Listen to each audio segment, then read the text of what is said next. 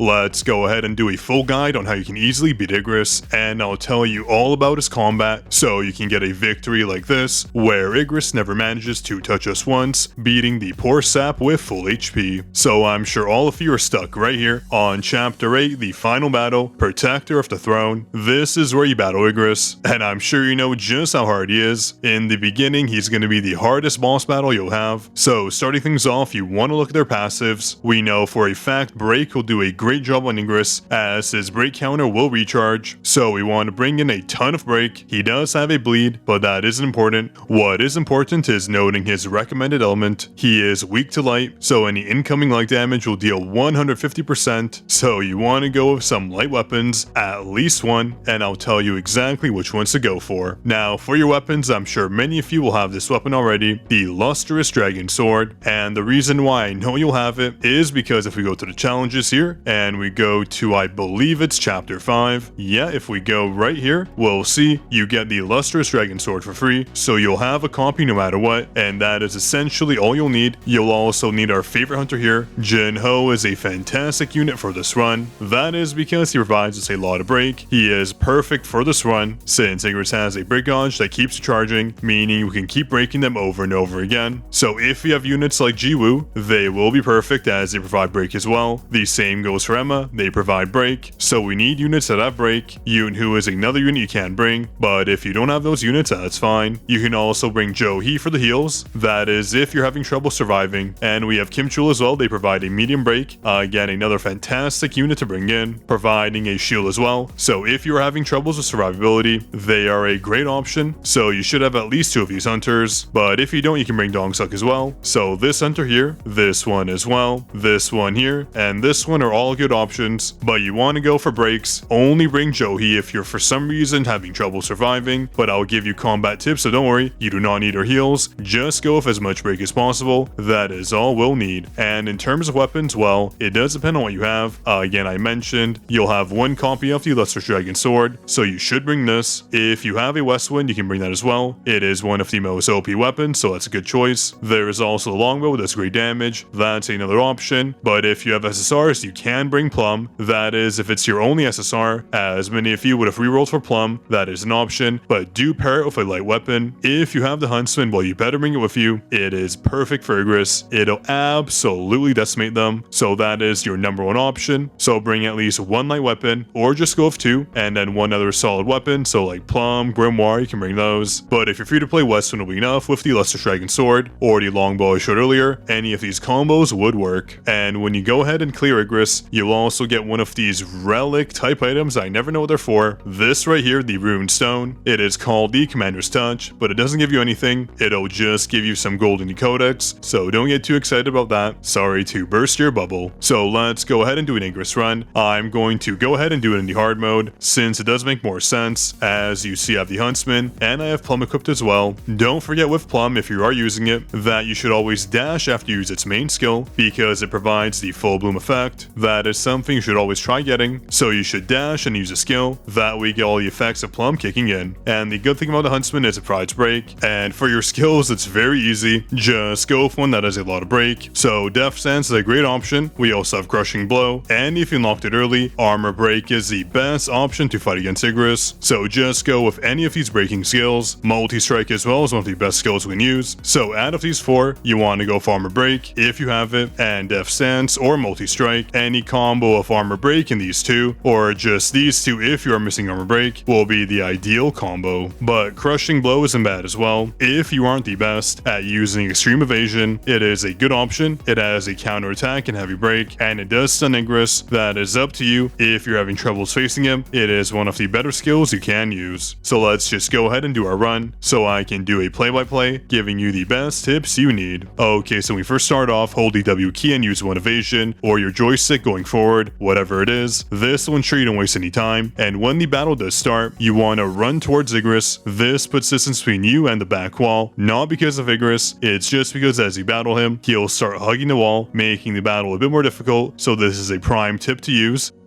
Now you want to get your first Extreme Evasion off. It is the easiest one to land. Igris always does the first initial move, so if you don't land the first Extreme Evasion, I recommend just restarting your battle until you do.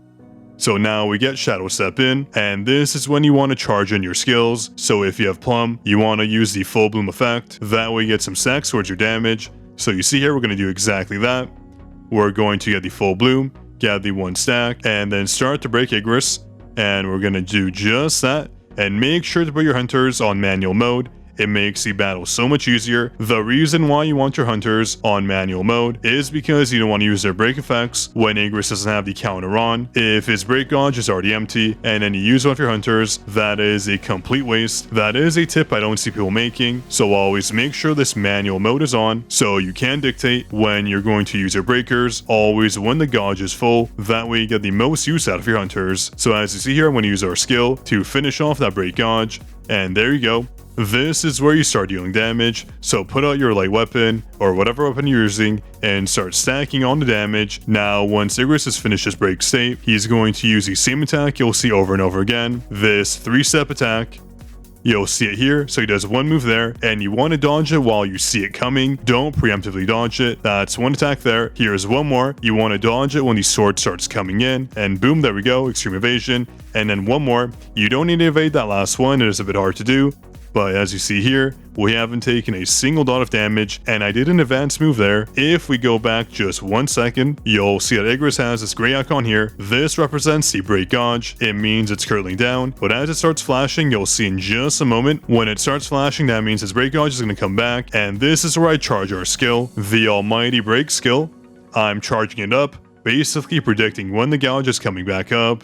And it came back up, and boom, we already have his break gauge at the halfway point. This is vital to ensure he doesn't do any damage on you, and you get a ton of damage in, so spam your hunters now, and there we go, he's broken yet again.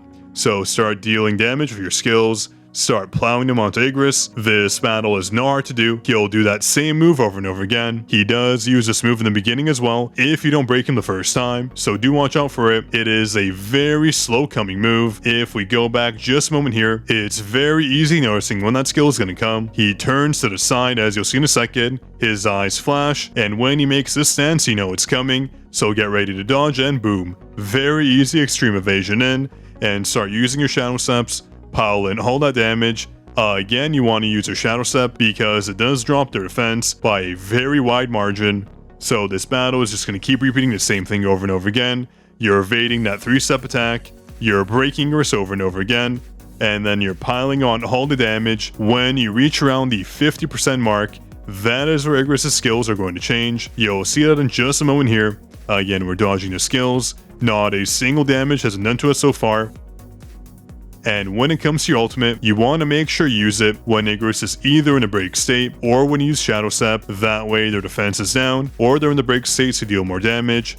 Again, make sure to take note of that. You don't want to waste your ulti. You want to make sure there's the most damage possible, since our ulti is one of the highest damage dealing abilities we do have. Now, once our ulti resolves, Igris is going to get a little bit mad. He's going to do that rage move, and what I just do is dodge it and run as far as possible, and then he'll go underground if you do that. So you just want to keep doing that, making sure you follow him underground, and then once he does that little leap in the air, he'll have this multi-layered attack going through. I believe it's 3 steps as well. You can just go ahead and dodge one of them, or just do what I do and run away as far as possible. That way you avoid his AoE. So we're just going to wait for Igris' next move. He's going to use his dash, or he'll use that very long range ability. Either way, you'll get a ton of hits in. And one thing you want to note is that when Igris starts to face you and he puts his sword to the side and puts his hand out in front of you, you want to dodge to the side as fast as possible. Basically spam your evasions, or else you get sucked in and you won't have a very good time. This is where you want to apply your breaks. It's a very easy thing to do, and we have yet to take 1 hit in. Igris is a very, very simple boss to defeat. And always remember, when Igris says go underground, he'll do that 1 long range ability.